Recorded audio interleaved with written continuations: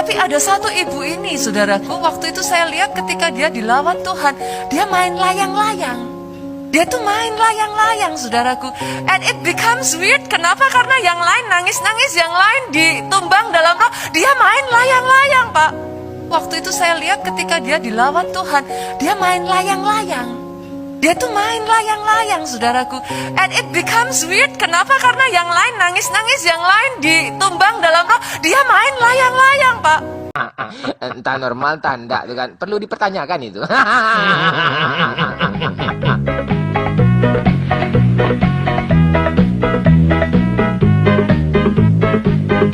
Assalamualaikum warahmatullahi wabarakatuh, sahabat semuanya. Jumpa lagi kita ya. Alhamdulillahirabbil alamin. Segala puji bagi Allah, Tuhan semesta alam.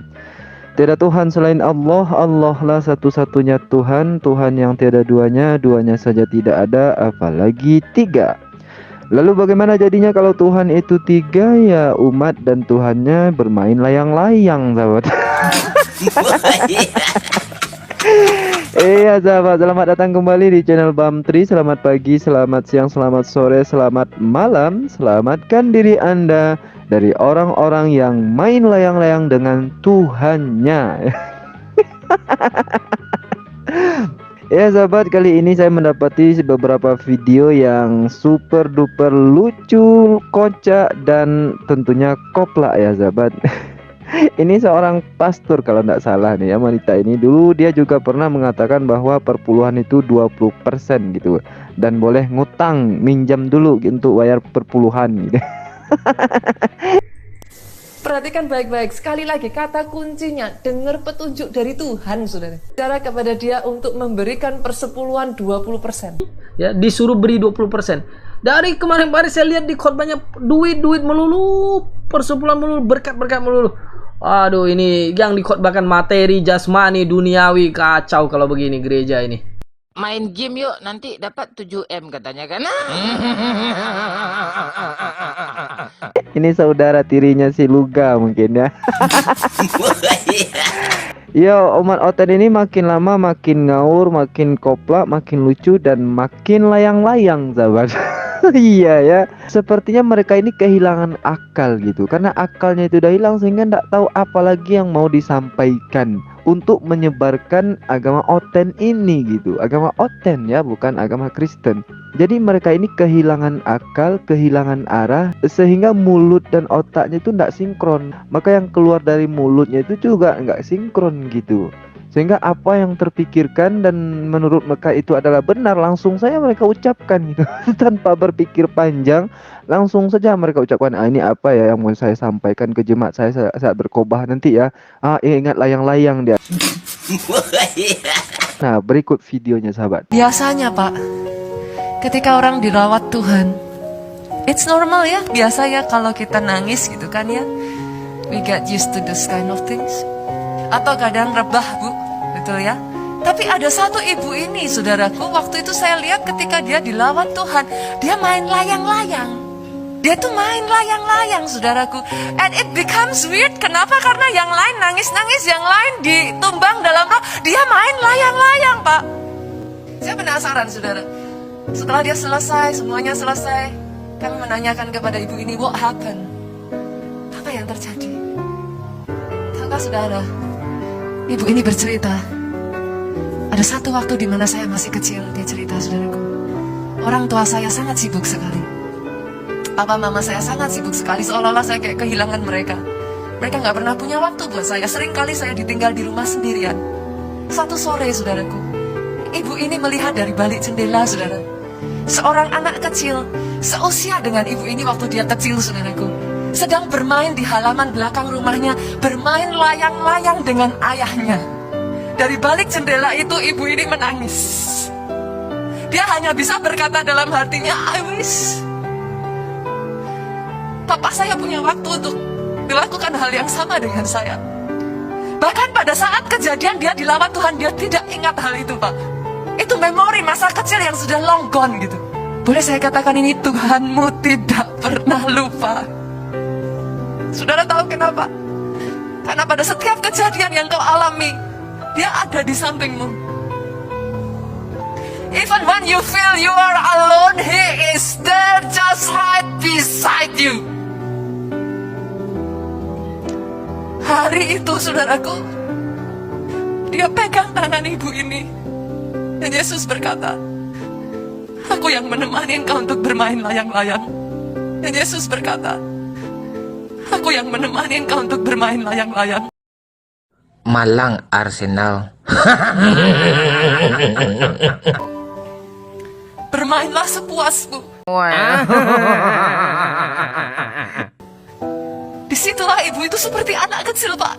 MU ini sebenarnya klub apa sih? Woi, fans MU ngomong dong, senggol dong gitu.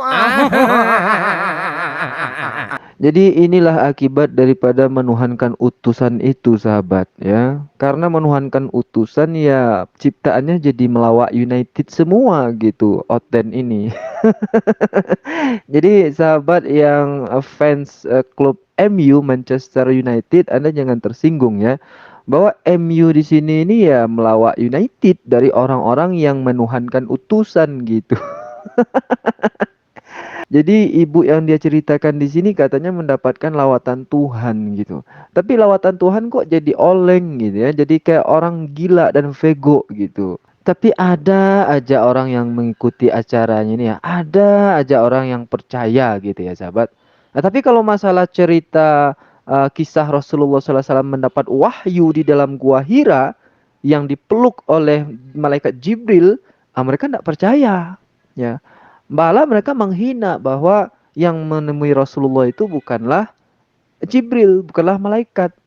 Kalau betul malaikat yang datang, tidak mungkin dia mencekeknya Rasulullah katanya. Jadi memeluk di sini di dalam hadis itu kan memeluk yang kemudian mereka framing menjadi dicekek sampai 3 kali gitu ya. Lalu Rasulullah kedinginan dan ketakutan. Nah, mereka langsung mengatakan, masa orang ditemui oleh malaikat lalu ketakutan gitu ya. Nah, lalu dengan cerita yang disampaikan oleh pastor mereka ini, mereka langsung percaya bahwa ketika ibu ini mendapat lawatan Tuhan ya, bukan lawatan malaikat. Tuhan langsung yang melawatnya, yang memegang tangannya tadi katanya. Tapi ibu ini kayak orang kesurupan gitu. Dan mereka langsung percaya, ini benar, ini baru cerita benar. Pemain MU nggak kenal tempat, melawak terus. Oten. MU. Jadi sahabat Anda yang fansnya Manchester United, ini yang dimaksud bukan Anda ya. Tapi ini adalah melawak United dari orang-orang yang menuhankan utusan. Nah, satu lagi kan ada Malang Arsenal ya. Di sini sebetulnya saya mau menyebut Malang Arsendal gitu. Karena bahasa roh ketika mereka ini mendapat lawatan Tuhan itu bahasa rohnya ya sendal lama gitu. Udah bisa ku raba-raba belum selesai lalu berkata, satu lagi Pak, biar jangan raba-raba doang. Apa? Sandal lama. Akhirnya disuruh ikutin, intonasi tetap naik turun. Sandal lama. Udah bisa Pak, udah. Sekarang gabung, ku raba-raba sandal lama. Ngapain? Setan ini.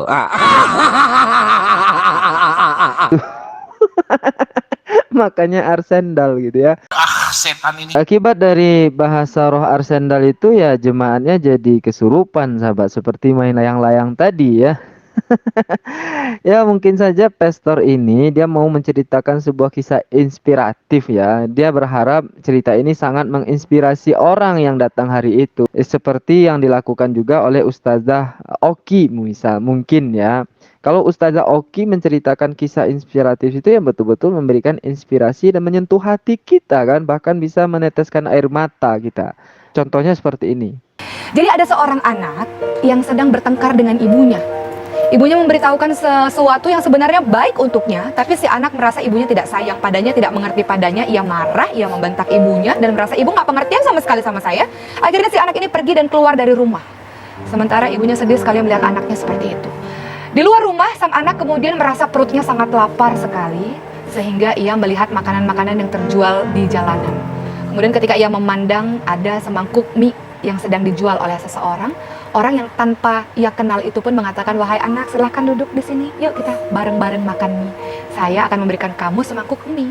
Lalu anak tersebut pun tertegun melihat kebaikan dari ibu tersebut. Sambil memakan mie-nya dengan lahap, anak tersebut mengatakan, engkau baik sekali wahai ibu, tidak seperti mamaku yang ada di rumah. Kau tidak kenal padaku saja, kau mau memberikan semangkuk mie kepadaku, sementara ibuku kerjanya marah-marah terus padaku. Aku tidak sayang pada ibuku karena ibuku sama sekali nggak sayang sama aku karena marahin aku terus. Sementara engkau orang yang begitu baik karena memberikan makanan untukku. Lalu apa yang dikatakan oleh sang ibu pemberi semangkuk mie ini? Wahai anak, ketahuilah, aku ini hanya sekali saja memberikan engkau semangkuk mie. Apakah engkau lupa setiap hari orang tuamu, ibumu dari engkau kecil, dari engkau lahir memberikan makanan tanpa pamrih terhadapmu, diberikan susu, diberikan makanan, diberikan apapun yang engkau sukai, disediakan makanan-makanan di meja makan, engkau tinggal makan saja. Lalu apakah engkau pernah berterima kasih kepada ibumu yang senantiasa mempersiapkan makanan kepadamu? Maka mulailah anak ini tertegun dan ia terdiam. Ia kemudian teringat akan seluruh kebaikan-kebaikan ibunya. Maka dengan air mata yang menetes ia pulang ke rumah dengan sangat menyesal. Sampai di rumah ibunya langsung memeluk sang anak tersebut dengan berderai air mata dan mengatakan, wahai anakku, engkau kemana saja? Aku sudah memasakkan makanan yang enak untukmu sampai makanan ini dingin. Aku ingin engkau makanan, aku tidak ingin engkau kelaparan. Wahai anakku, kata sang ibu sambil menangis. Anak tersebut pun menangis dan mulai memakan makanan yang dimasak oleh sang ibunya, yang sudah disiapkan oleh sang ibunya. Kemudian ia sadar bahwa selama ini ada orang yang penuh kasih tanpa pamrih memberikan untuk langsungan hidupnya. Siapa dia? Sang ibu yang mencintainya dengan amat sangat. Itulah cerita tentang semangkuk mie. Ya, beda sekali ya sahabat, bahwa apa yang diceritakan oleh Ustazah Oki tadi itu sangat inspiratif sekali, sangat memberikan inspirasi kepada kita yang menonton gitu ya. Bahkan kita yang menonton bisa meneteskan air mata dan bisa mendapatkan pelajaran dari apa yang beliau sampaikan, bahwa kita menyadari orang tua kita itu mempunyai jasa dan pengorbanan yang sangat luar biasa terhadap anaknya. Semua orang tua gitu ya. Nah, jadi Pastor tadi mungkin mau menirukan apa yang dilakukan oleh Ustazah Oki ini, tapi tiruannya gagal. Kalau Ustazah Oki itu kisahnya inspiratif, nah Pastor ini kisahnya inspidurhakatif. Iya, kenapa saya katakan inspidurhakatif? Karena yang diceritakan itu adalah pelajaran durhaka kepada orang tua gitu. Karena kan tadi ceritanya, kenapa dia sampai bermain layang-layang ketika sudah dewasa menjadi ibu-ibu gitu. Ternyata di waktu kecilnya itu dia tidak mendapatkan kebahagiaan dari orang tuanya. Orang tuanya tidak pernah memberikan kesempatan kepada dia atau bermain dengan dia, bermain layang-layang. Atau dia mau mengatakan bahwa orang tuanya dulu tidak mau bermain layang-layang dengan dia. Sehingga ketika dia melihat teman-temannya yang kecil itu bermain layang-layangan dengan orang tua, itu sangat bahagia. Dan dia tidak mendapatkan itu gitu ya. Jadi dia mau mengukur kebahagiaan orang dengan kebahagiaan keluarganya. Ya. Nah, sehingga ketika dia sudah dewasa, nah datanglah sosok yang mereka tuhankan gitu. Mereka menyebutnya kan dilawat Tuhan. Dan ketika sosok itu datang atau ketika dia dilawat oleh Tuhan, dia curhat kepada Tuhannya. Dan curhatan itu didengar oleh Tuhan. Tuhannya berkata begini, baiklah saya yang akan menemani kamu untuk bermain layang-layang. Dipegangnya tangan ibu itu. Silahkan bermainlah sepuas hatimu gitu. Jadi seolah-olah di sini dia mengatakan, Tuhan mengatakan, hanya saya yang bisa menemani kamu. Hanya saya sosok yang sangat baik yang bisa menemanimu bermain dan mengikuti semua keinginanmu. Orang tuamu itu yang sudah saya ciptakan sendiri, itu sudah menzolimi kamu. Dia ciptaan saya yang durhaka, tidak mau memberikan kebahagiaan, tidak mau bermain layang-layang dengan anaknya. Kan gitu ya. Kan on kali ceritanya gitu ya sahabat. Jadi seolah-olahnya Tuhan dan ibu ini berkompromi untuk menyalahi orang tuanya gitu. Aduh, ten ya. MU.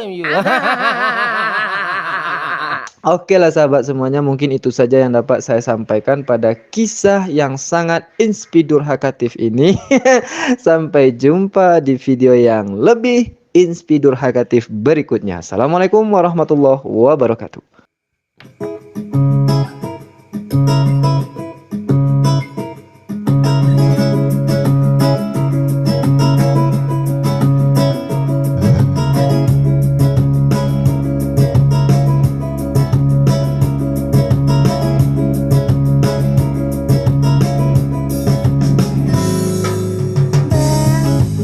Aku sering datang, intip-intip konten abang, suka lihat